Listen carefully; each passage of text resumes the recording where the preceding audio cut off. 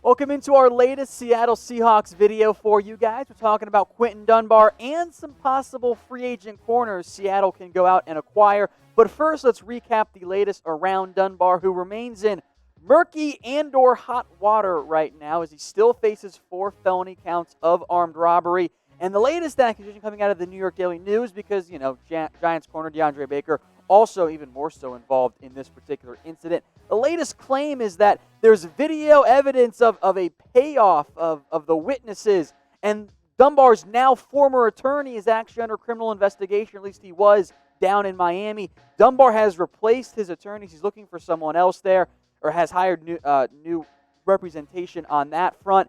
But it's worrisome if you're a Seahawks fan, because Dunbar, there's a real chance he's not able to make an impact on this team for this upcoming season. Seattle might be forced to cut him. They might cut him outright. He might be suspended. Heck, he might end up in jail during this upcoming season, which leaves Seattle, I believe, in trouble at the cornerback spot. I love Griffin.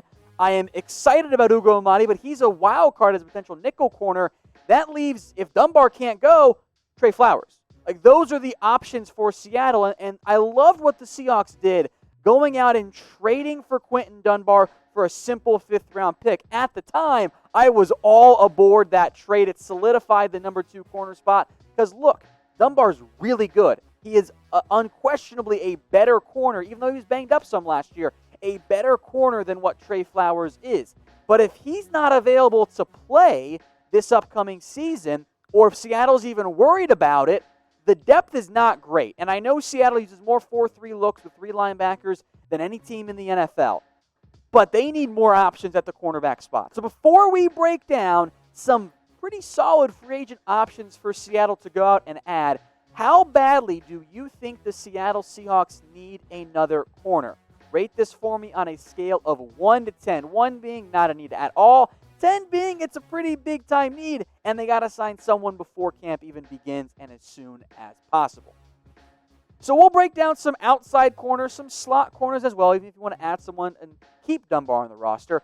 I'm going to begin, though, with Dre Kirkpatrick, cut by the Bengals back at the end of March. Now, he was banged up last year, missed 10 games, but if you need a stopgap number 2 corner, which in reality is all that's left out there on the free agent market for the most part, you're going to have a tougher time, I believe, finding a better one than Dre Kirkpatrick. Is he going to be a long-term solution to the cornerback spot opposite Griffin?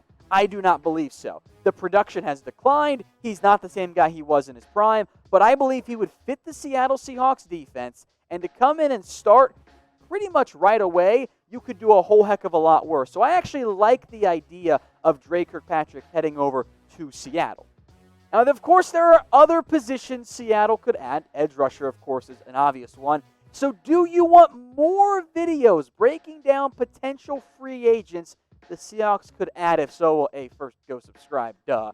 But I want you guys to like this one. Let's show the bosses here at Chat Sports. This is something you guys want. The more likes we get, the better chance we'll have of doing more of these videos. Let's go now to Logan Ryan. Now, I believe he is a nickel corner, and it's really 2 different ways you can look at Logan Ryan. But he's coming off a really good year. You can make an easy argument career year in Tennessee. Now, Ryan reportedly wanted $10 million per year. Not going to happen. Frankly, I'm not sure I'd even pay him $5 million per year.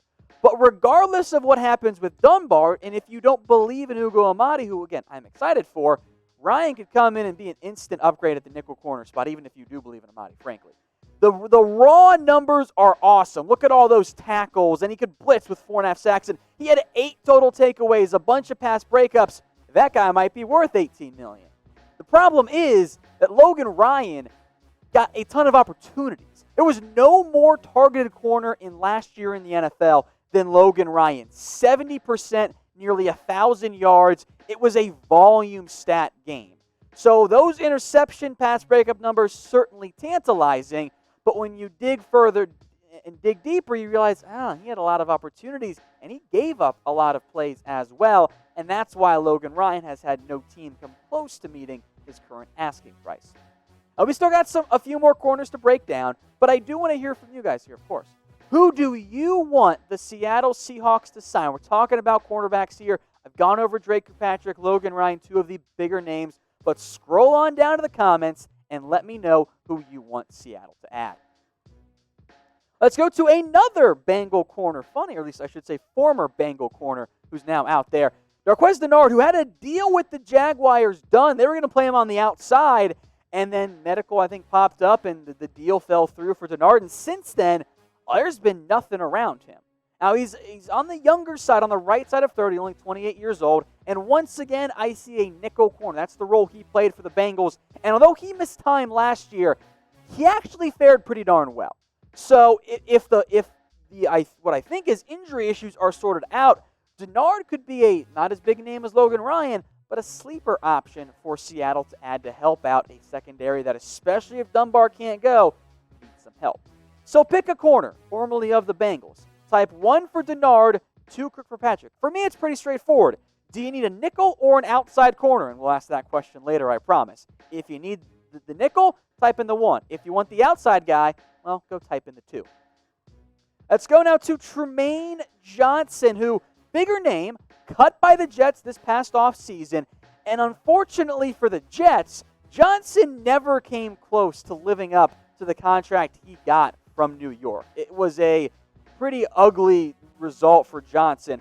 The guy we saw in L.A. was actually pretty good. The guy we saw with the Jets sucked. There's no way around it. Now, these are Johnson's averages. He missed time with the Jets, so some of those raw numbers are a little bit lower. But look at the difference in completion percentage, in the interceptions, in the pass breakups. Like, Johnson was a way better corner with the Rams, and I'm not sure you're going to end up getting that guy, even if you do add him to come to Seattle. But as a low-risk one-year deal, even though he's coming off injury, not that bad of an idea. Now, we are hopeful the NFL will have a season, and we need to wear masks to help ensure that that actually happens. So we've showed you some of the other Seahawks face masks. Well, now Fanatics, our friends, have Russell Wilson branded ones. And by the way, the blue ones are cheaper than the gray, which is weird because the blue ones look way cooler, as low as $18 for the 2-pack. It's at chatsports.com/RussMask. Chatsports.com/RussMask. And don't worry, I'll get that link in the comments and in the description for you guys. Let's go now to Brandon Carr as we now enter the veteran portion of today's free agent cornerback targets for the Seattle Seahawks. Ravens declined his team option. Carr has been the epitome of steady in his NFL career. He's never really been an elite, true top 5 corner, though at one point he did get paid like one by the Dallas Cowboys. But he's always been out there. He's always been reliable. He has never missed a game in his 12-year NFL career, which is wild to think about in the modern NFL. Is he going to be the 2017 4-interception guy? No, probably not. But if you just need some stability for a cornerback room, Brandon Carr does make some sense. Now, Carr's an outside corner through and through. Guys like Ryan, Dennard are really more nickel guys. What do you think is the biggest cornerback need? Do you want someone to play the nickel, or are you really worried about Dunbar and you want to find an outside guy? Type N for nickel or O for outside. Let's go to another veteran. We'll keep it going here, right? Aqib Talib, big name, used to be one of the best corners in the NFL. Simply isn't anymore. I'm sorry.